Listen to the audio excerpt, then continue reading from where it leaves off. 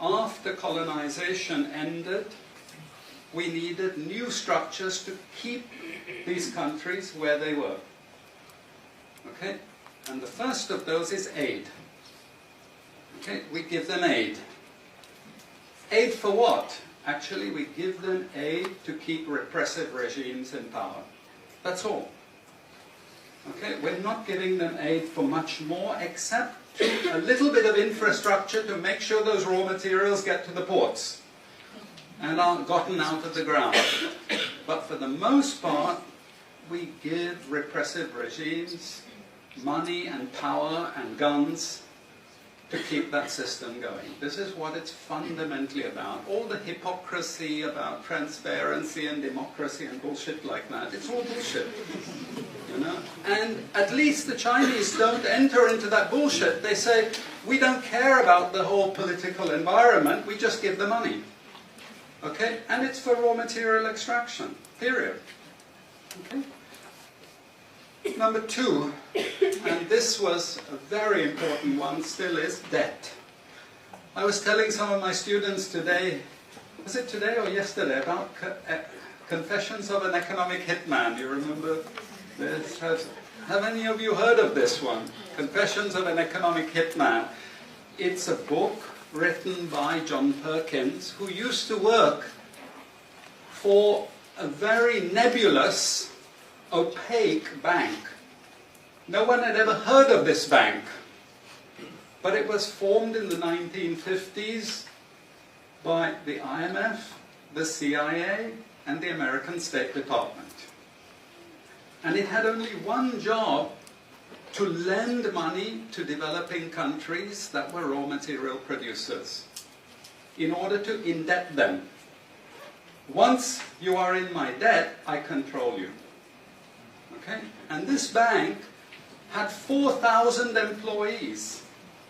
But no one ever heard of this bank, you see.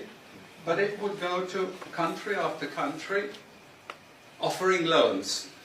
And if the president did not accept the loan, they were killed. And he gives two examples of presidents who were killed when they did not accept the loan.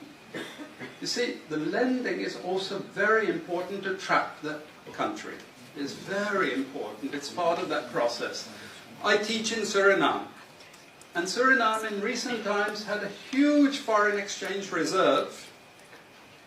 So big they didn't need to borrow money. And then one of my students, who was very high up in government, he said, you know, the IMF is trying to convince us to borrow money from foreigners. Why? I thought, duh, you know, sorry about this, but, you know, this is the game.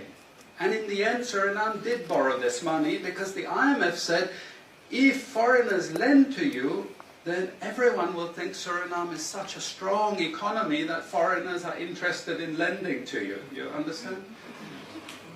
Before Lula came to power, you know, the previous president in Brazil, Cardoso, his predecessor, took a gigantic international loan.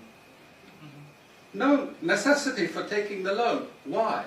Because once I catch you with the debt strings, I hold you forever. You are my prisoner.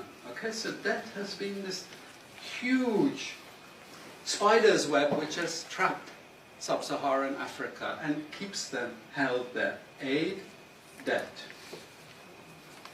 We have a third structure which is again not known by many people, but it's something that was put in place and continues to this very day, with no one discussing it. No one says anything about it. It is monopoly buying structures.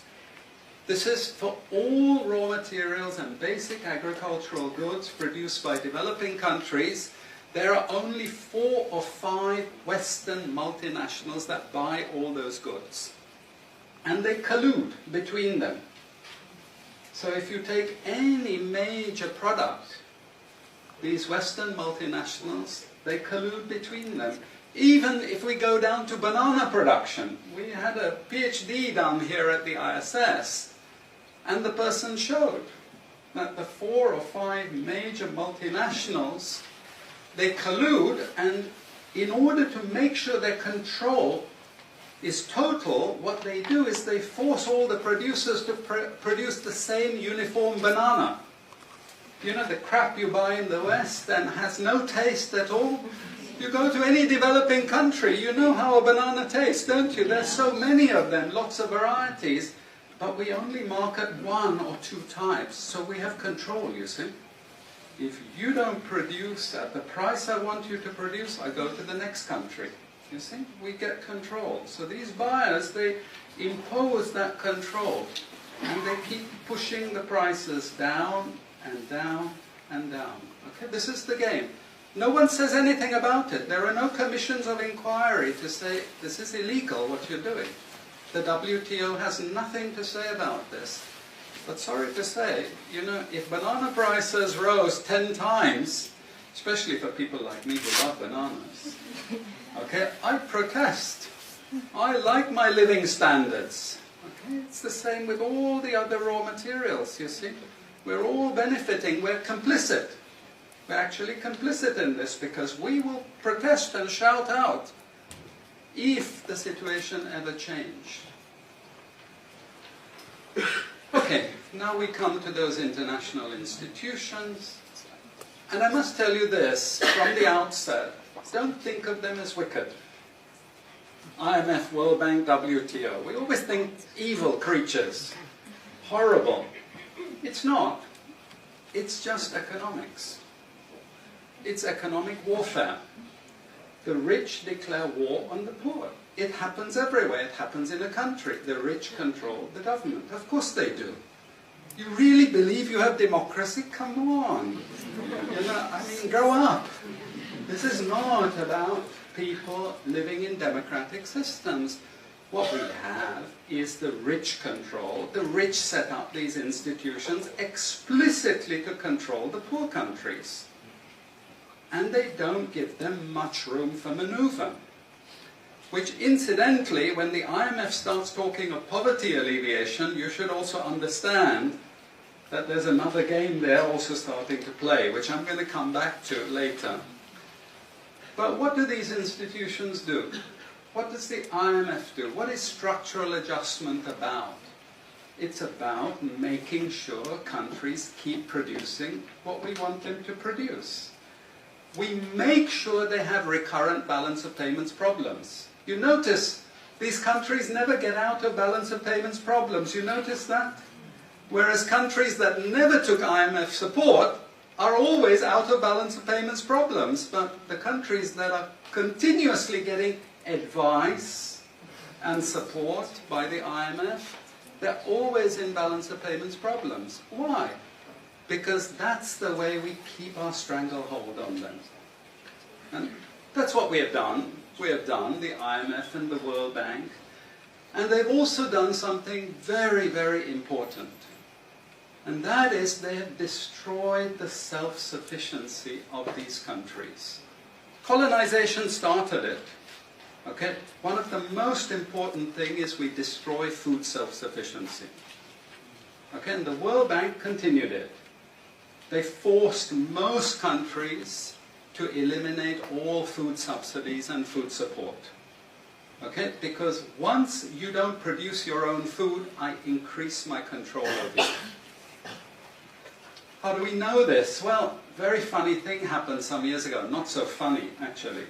It involved starvation of a large number of people in Malawi. Okay? Many of you could remember this because it was really tragic. But the Malawian finance minister, who was under terrible threat at the time, suddenly broke ranks and he said, well, you know why we had this famine? Because one of the conditions of the loan given by the World Bank was we destroyed all our grain surplus stocks. Why? Because remember, we want you dependent. 1970s, the US Senate, the US Congress said, we will not allow Latin America to produce their own food. We will start a strategy involving the IMF and the World Bank to destroy food self-sufficiency of Latin America. Then they will indeed be our true backyard.